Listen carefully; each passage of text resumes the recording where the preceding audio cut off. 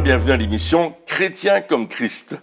On continue sur la vie de résurrection, mais attention, Christ vit en moi. Et ça va être le thème que Nathanaël et Christine et moi-même, nous allons aborder aujourd'hui avec vous pour vous mener plus loin dans la vie de chrétien comme Christ. C'est exactement ce que Paul disait dans l'Épître aux Galates, dans chapitre 2 au verset 20.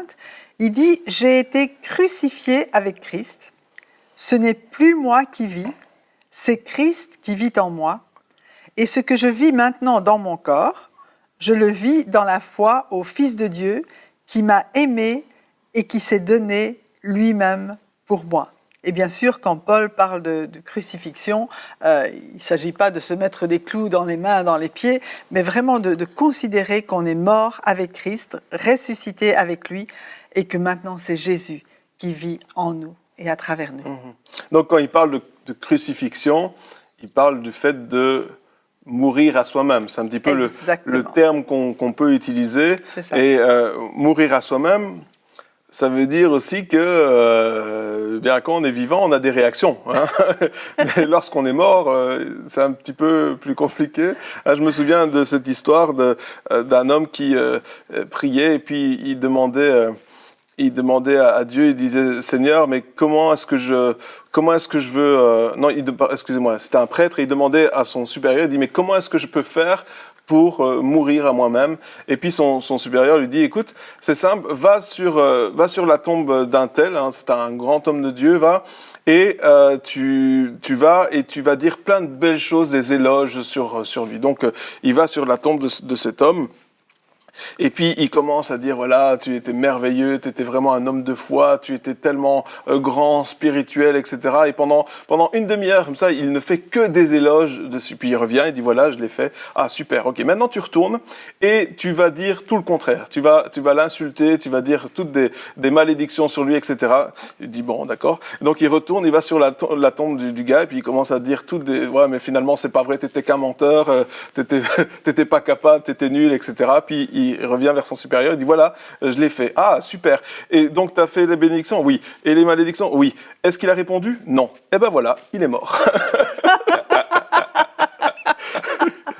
Et quelque part, mourir à soi-même, c'est ça aussi.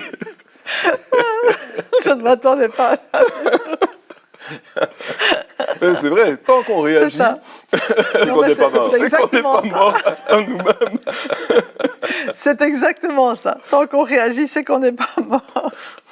Donc c'est vraiment se considérer qu'on est mort et vraiment laisser Christ vivre aussi à travers nous. Et entre parenthèses, Jésus lui-même, quand on lui disait des mauvaises choses, hein, quand il était là, il était comme un agneau qu'on mène à l'abattoir, il n'a pas ouvert la bouche.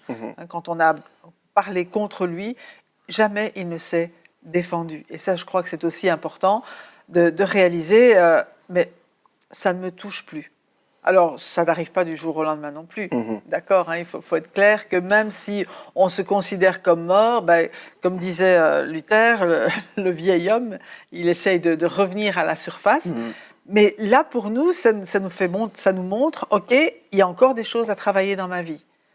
L'important, c'est de ne pas se défendre en disant ah, mais je suis comme ça, c'est les autres qui ont tort, mais de réaliser, oups, là, moi, je dois encore faire des progrès. Et cette vie que nous menons avec Jésus, cette mort que nous vivons, c'est aussi quelque chose de progressif. Oui, et puis c'est Jésus qui vit en nous. Voilà, ça veut dire que finalement, le but, c'est ne pas avoir de réaction du tout. C'est d'avoir les réactions de Jésus. Et dans certains domaines, lorsqu'on voit que au lieu de réagir comme on aurait toujours réagi, on commence plutôt à réagir comme Jésus aurait réagi, eh bien là, on se dit, OK, dans ce domaine-là, il y a du progrès. Il y a du progrès. Oui, parce que je suis mort avec Christ, comme dit l'apôtre Paul, ça veut dire on s'identifie à la mort de Christ, mais aussi à sa résurrection. On ne reste pas dans la mort, exactement, ouais. On va passer dans la résurrection. Christ ressuscité, et Christ ressuscité, il vit en nous. Et il nous donne cette liberté, justement, de faire des choix dans notre vie, des changements d'attitude, des corrections Et parfois, il faut que quelqu'un d'autre nous dise mais là, tu n'as pas bien réagi. Ou nous-mêmes, on va découvrir qu'on a mal réagi. Moi, je me souviens, quand j'étais professeur, on faisait passer des examens qui étaient des examens oraux. Et à un certain moment, j'avais trouvé qu'il y avait certaines injustices chez mon directeur principal vis-à-vis des élèves. Et quand les examens ont été terminés, en tout cas cette journée-là, j'ai dit, je me suis fâché, j'ai dit, c'est pas bien ce que vous faites, moi je trouve que là c'est pas juste, et je l'ai dit avec force, et j'étais fâché. On s'est quittés, fâchés. Quand je suis monté dans la voiture pour rentrer à la maison, tout de suite le Saint-Esprit m'a dit, qu'est-ce que tu viens de faire? Et là, tout d'un coup, il y a comme quelque chose qui s'est allumé dans mon esprit. Je dis, aïe, aïe, aïe, oui, j'ai pas bien fait les choses. Là, c'était pas Christ qui vivait. Là, c'était pas Christ qui vivait en moi, c'était moi qui vivais sans Christ. Alors, je suis rentré à la maison. J'ai pas dormi cette nuit-là. Mais je savais que le lendemain, je devais trouver mes collègues. On avait à nouveau une journée d'examen et je devais leur demander pardon. Donc, je suis arrivé et puis j'ai dit, avant qu'on ne commence quoi que ce soit, je dois vous dire quelque chose. J'ai très mal réagi hier. Vous savez, je suis chrétien et ma manière de vivre, la manière dont je vous ai parlé hier, n'est pas digne d'un chrétien.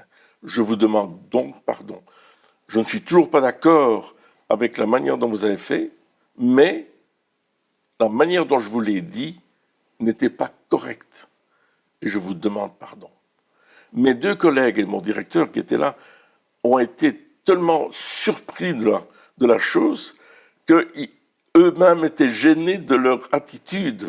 Et c'est tout juste si eux ne s'excusaient pas, et ils l'ont fait d'ailleurs, de ce qu'ils avaient fait, et ils ont changé carrément, mais j'ai dû m'humilier et dire, je ne devais pas me mettre en colère. J'aurais dû partager ça autrement. Et mon directeur, pendant des années, m'a envoyé une carte à la Noël pour me dire combien il était béni de ce que j'avais fait. Tous les ans, il envoyait une carte. Jusqu'au moment où on a déménagé, on a perdu sa trace. Mais il avait été touché. Parce que la vie de Christ en nous doit refléter, doit être vue des autres. On ne doit pas le faire exprès. Mais il y a un tel changement que les autres vont dire, mais qu'est-ce qui se passe? Pourquoi tu es différent? Tu ne fais plus les mêmes choses. Tu n'es plus là. La vie de Christ en nous. Pourquoi? Parce qu'on prend de l'intérêt pour les choses spirituelles, pour les choses de Dieu. Ça devient notre intérêt. Et puis Paul, il dit ça aussi par la foi. Oui. Il dit, je vis dans la foi, c'est-à-dire que Christ vit en moi. Alors si on doit dire ça de manière juste brute, naturelle, on fait de nous des menteurs quelque part, parce qu'on dit justement, ben voilà, il y a toujours encore du nous en nous. Il y a encore, c'est vrai. Et je pense qu'on est tous sur ce chemin de la sanctification, mais personne n'y a encore atteint le but ultime. Et donc, si on dit, ben voilà, Christ vit en moi, c'est un petit peu comme dire, mais les gars, je suis parfait. On pourrait dire, mais Paul, le gars, il se prend pas pour rien, quoi. Il a l'impression d'être au-dessus. Mais il continue en disant, ce que je suis en train de dire là, je le vis dans la foi, je suis dans mon corps, mais je le vis par la foi. C'est-à-dire que je crois que Dieu est en train de faire une œuvre en moi qui fait que je peux dire que Christ vit en moi. Et le but, c'est pas de dire, j'ai atteint la perfection, c'est de dire, je suis en marche, et je crois que Dieu fait quelque chose dans ma vie. Parce que le danger, ce serait de penser que, oui, alors j'ai essayé, ça n'a pas marché, j'abandonne.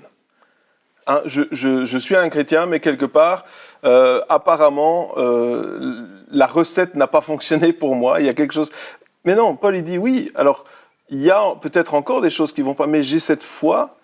Et c'est intéressant parce qu'il dit, je vis dans la foi au Fils de Dieu, donc, qui m'a aimé. Absolument. Et le fait de dire Christ vit en moi est basé sur l'amour que Jésus, et pas sur la condamnation, et pas sur le mérite en disant tu dois faire ça, tu dois être aussi bien que ça, tu dois y arriver, et si tu le fais pas, alors t'es pas capable, etc. C'est une espèce de compétition comme ça, alors qu'ici il dit non, je le vis parce que Jésus m'a aimé, et donc c'est cet amour sur moi qui reflète, au fait, quand je suis tellement aimé de Jésus, que j'ai envie de changer. J'ai envie que cet amour-là, il reflète de ma vie. J'ai envie de ça. Je veux voir ça en moi et je sais que par la foi, Christ vit en moi. Et donc, il y a aussi une manière de parler qui change.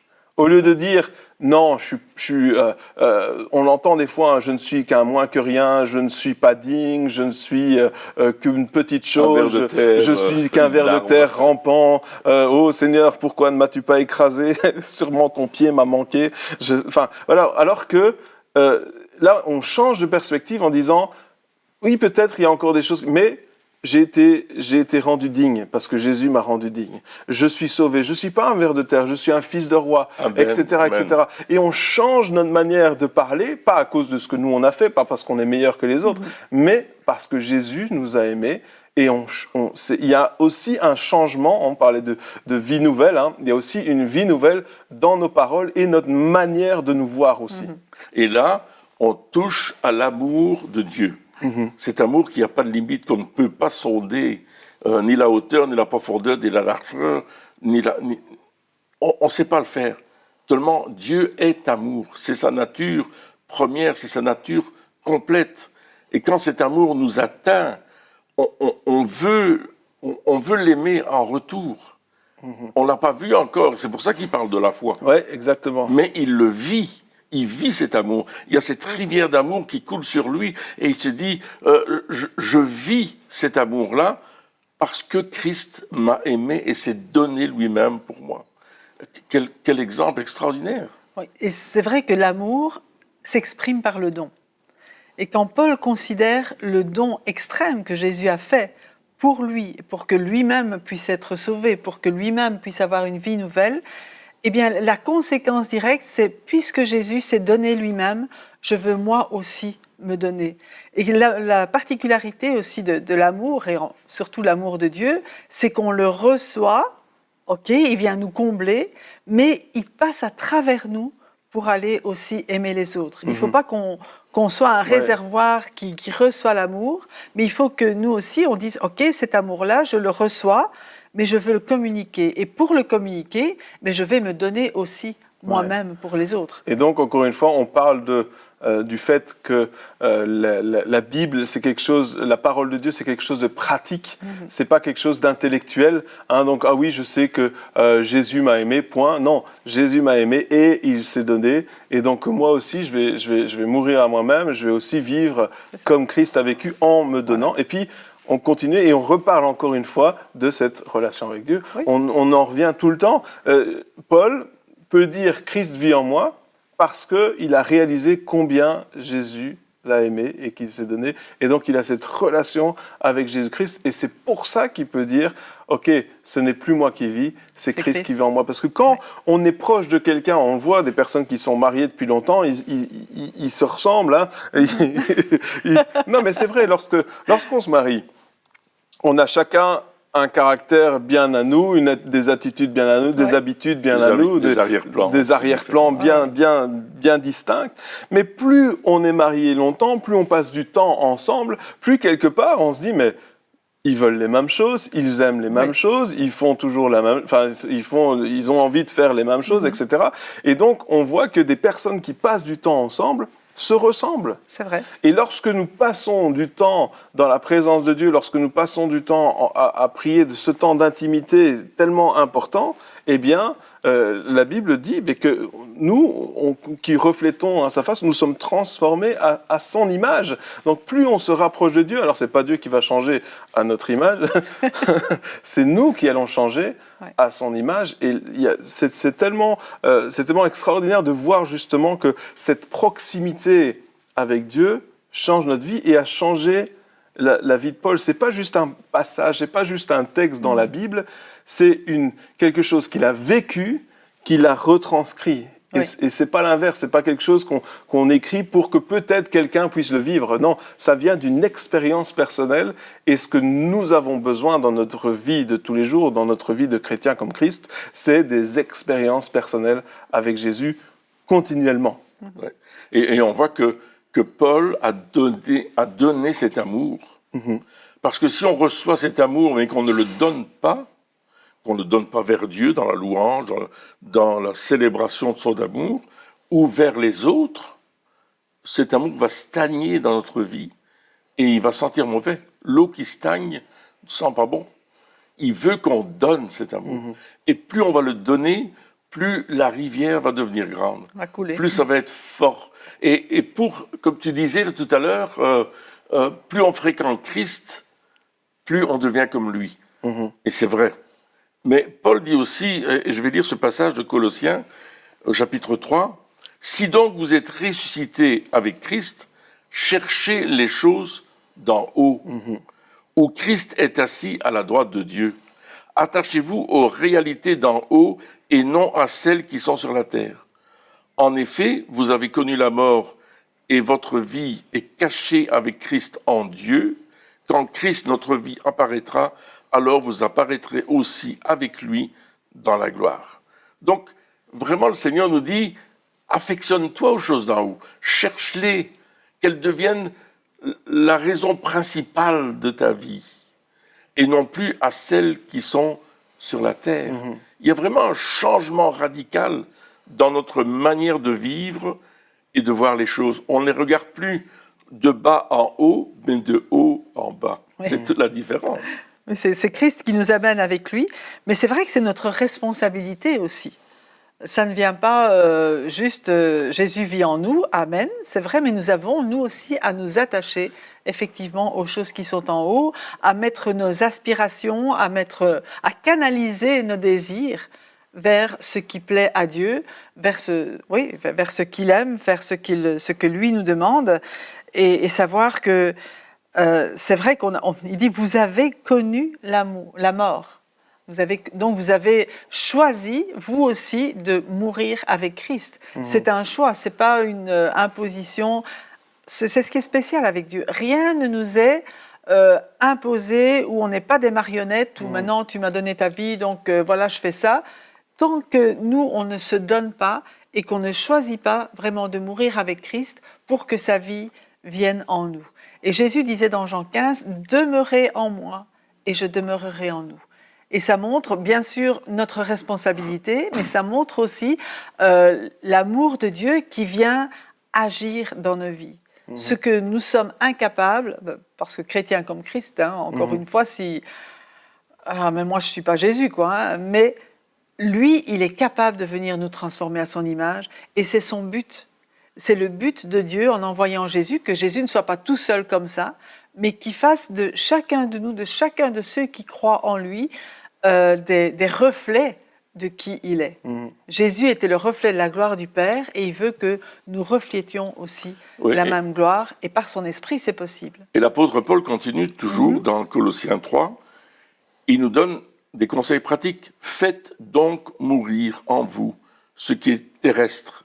Et il va citer l'immoralité sexuelle, l'impureté, les passions, les mauvais désirs, la soif de posséder qui est une idolâtrie. Et il est en train de nous dire... c'est des exemples très pratiques. Ah oui, c'est très pratique. C'est de marcher autrement. Ah tiens, là c'est plus tout d'un coup, ah oui, il y a des choses à arrêter. Non. Tu veux un exemple? Voici les exemples concrets à arrêter dans ta vie. Et puis il dit, mais maintenant renoncez à tout cela, à la colère, à la fureur, à la méchanceté, à la calomnie, aux grossièretés qui pourraient sortir de votre bouche. Il y a vraiment une transformation. Et j'ai une histoire qui s'est passée lorsqu'il y a eu un réveil ici dans la région de Mons-Borinage. C'était juste avant la Deuxième Guerre mondiale. Il y a eu un gros réveil. Et vous savez, c'est une région de charbonnage, de mines de charbon. Et ils travaillaient avec des chevaux dans le fond de la mine. Des chevaux qui tiraient des chariots. Et là, pour faire avancer les chevaux, les hommes qui s'en occupaient, ils juraient constamment. Ils proféraient des insultes, ils disaient des choses méchantes. Mais tous ces gens-là ont accepté le Seigneur. Et tout a changé. Au lieu de jurons, au lieu de bagarres, au lieu de choses méchantes, ils ont commencé à parler autrement, à vivre autrement. Et même dans le fond de la mine, il y avait un changement radical. Quand ils s'arrêtaient pour pour manger leurs tartines ou faire un break, c'était pour lire la Bible, pour chanter des cantiques, pour louer le Seigneur. Et les chevaux, ils ne voulaient plus travailler parce qu'on les insultait plus. Ils avaient tellement l'habitude d'être insultés. Ils avaient été éduqués comme ça. Un changement radical qui a changé la société autour d'eux. Ils ont dû changer de chevaux. Ils ne comprenaient pas le nouveau français. Non mais c'est ça, c'est aussi ce changement de priorité, cette façon différente de voir les choses. Et là, on devient très très pratique. Hein. Donc quand tu parles de voilà, la colère, la fureur, la méchanceté, les grossièretés, toutes ces choses-là, les calomnies, hein, parler sur le dos des autres, etc., on doit se dire aussi, tiens, ces choses-là, il faut que je les arrête dans ma vie. Oui. Et alors, on peut dire, oui, mais seulement Dieu peut me libérer, etc. Seulement Dieu peut faire que voilà, j'arrête de le faire. Non, il y a aussi, je le crois profondément, quand il dit de mourir à soi-même, c'est un choix. C'est un choix. Et lorsque on choisit de ne plus calomnier, c'est un choix de ne pas parler sur le dos des autres. Hein, moi, je me souviens qu'il y avait des personnes que j'avais rencontrées, et puis ces personnes-là, dans les conversations, je voyais d'autres personnes qui essayaient de parler sur le dos de certaines personnes, et ils arrêtaient tout de suite en disant « Écoutez, ça, c'est très bien, mais ça ne nous intéresse pas. » Je veux pas. Alors ça fait bizarre. Hein. On a plutôt l'habitude de voir des personnes qui alimentent, qu'on met un petit peu de bois en plus pour faire brûler plus longtemps, ou même les grossièretés, des paroles comme ça où on voit que à certains endroits, tu te dis, des personnes disent mais non, on ne dit pas de gros mots. On ne parle pas. Moi, mes enfants, par exemple, nous, on les éduque en disant il n'y a pas de gros mots. Et donc, quand il y a quelqu'un qui vient et qui dit un gros mot, eh bien. C'est les enfants qui reprennent. Les filles, elles disent c'est pas joli, ça, comme mot. Et puis, je dis à la personne écoute, je suis désolé, mais ici, il n'y a pas de gros mots. Donc, et ils s'excusent aux enfants. Donc, c'est aussi. C'est une éducation. Oui. Qu'on doit se faire à soi-même, hein, soit qu'on fait. Bon, si on prend pour les enfants, on peut aller directement à la base et commencer avec des bonnes résolutions. Mais si c'est pas le cas et que c'est nos propres vies, c'est aussi des efforts qu'on va se dire ah oui, mais ça dans ma vie, je dois arrêter. Ça va pas s'arrêter tout seul. Non, pour certains peut-être, mais pour la plupart, il faut on doit faire des efforts. On doit dire ok, là il dit mais arrêter ces choses-là, ça veut dire qu'il y a quand même un effort de notre part à faire en disant bon, je vais commencer par une chose. Peut-être il y a certaines personnes qui peuvent se dire « Ah oui, mais moi, j'arrête tout d'un coup. » Super. Mais moi, je conseillerais d'arrêter un à la fois. De dire « Ok, allez, ce mois-ci, on s'attaque à ça. » Voilà. Hein, le temps de créer une habitude. On dit qu'il faut 31 jours ou 30 jours, je pense, pour créer une habitude. Le temps de créer une habitude, et puis on s'attaque à la suite. Hein. Ouais. Et Paul continue, il dit « Ne vous mentez pas les uns aux autres. » Le mensonge...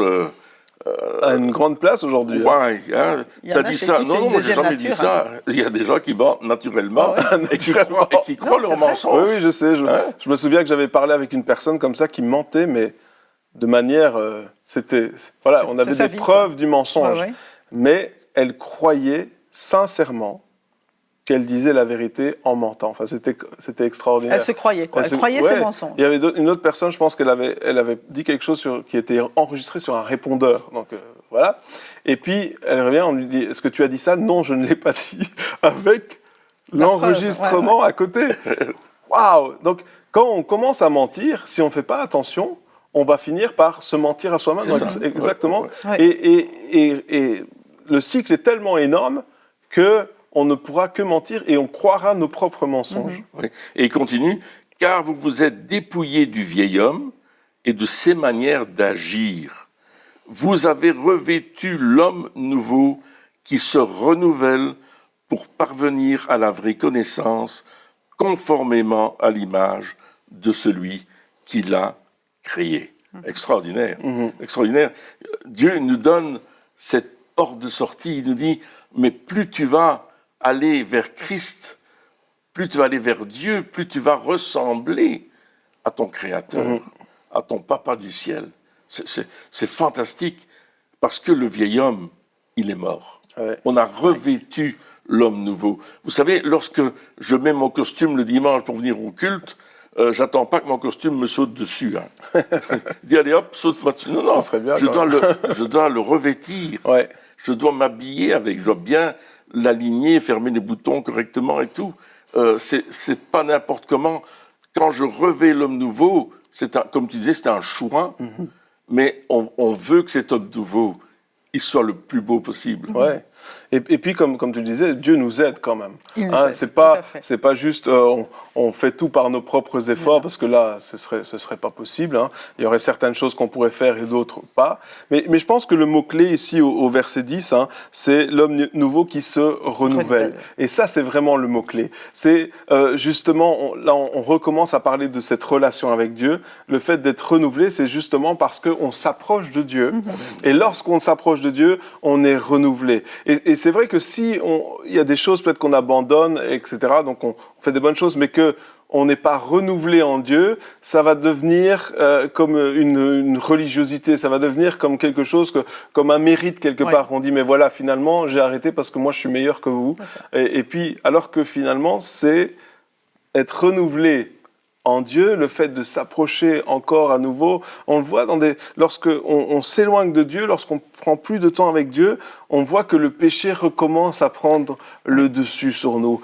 Dès qu'on s'éloigne, notre nature pécheresse reprend le dessus et reprend la main, mais si on fait attention à rester, à être renouvelé constamment, eh bien, on va être fortifié continuellement, on va fortifier notre être spirituel, et donc, il n'y aura pas de problème. On sera renouvelé en Jésus, mais c'est cette proximité avec Dieu qui fait toute la différence. Oui. Donc là, de nouveau, on voit aussi notre responsabilité, et tout ce qui est écrit ici, l'apôtre Paul a écrit, il ne l'aurait pas écrit si c'était automatique. Donc il faut vraiment effectivement qu'on soit avec Jésus dans sa relation, et Jésus disait aussi, sans moi, vous ne pouvez rien faire. Donc, c'est en lui que c'est possible. Et peut-être s'il y a des habitudes qu'on avait, on parlait tout à l'heure du mensonge ou quoi que ce soit, il y a peut-être encore des choses qui vont sortir de notre bouche, mais vraiment le Saint-Esprit va nous montrer « Ah, ça, regarde ce que tu as encore fait. » À ce moment-là, on va se dire « Oh, d'accord. Oups !» Et directement demander pardon, directement changer d'attitude au fur et à mesure, et sachant que Dieu nous pardonne aussi au fur et à mesure tout ce que... Quand nous confessons nos péchés, il est fidèle et juste pour nous pardonner et pour nous purifier de toute injustice. Donc, il purifie notre cœur pour nous permettre de ne pas recommencer, nous donner la force de faire des progrès et de marcher pas à pas avec lui. Et c'est vraiment une marche avec le Seigneur, une marche dans cette vie de sainteté qu'il a pour nous. Oui, encore une fois, le fait d'avoir autour de nous des personnes qui vont nous aider là-dedans, qui sont peut-être aussi dans cette même marche que nous, va vraiment aider. C'est à ce moment-là qu'il faut s'entourer des bonnes personnes pour vraiment dire ce n'est plus moi qui vis, mais c'est Christ qui vit en moi. Je veux être un chrétien comme Christ. Amen. Eh bien, chers amis, merci de nous avoir suivis encore pour cette émission, et puis on se retrouve très bientôt pour la suite. Au revoir.